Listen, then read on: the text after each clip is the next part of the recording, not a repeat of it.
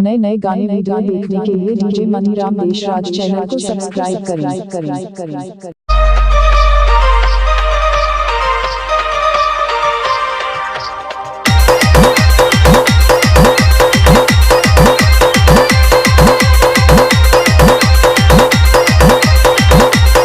DJ Maniram दीवाना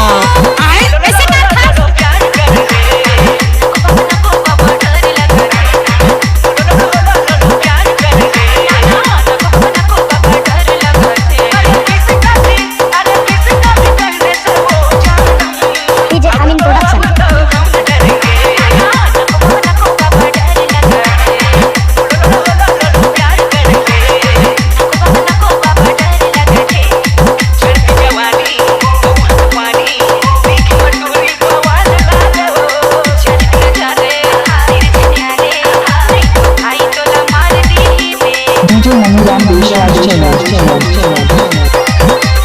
नाच लो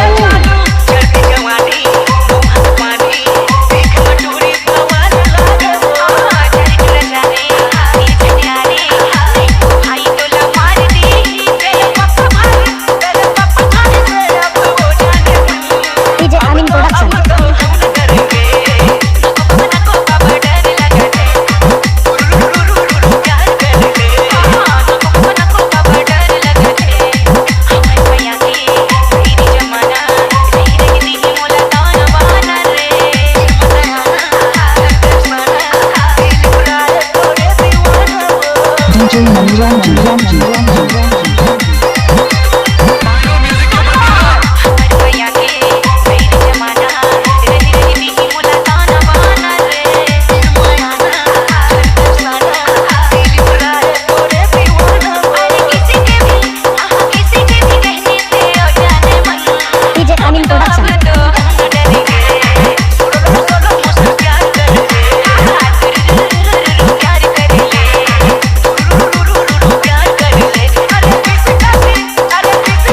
DJ Maniram दीवाना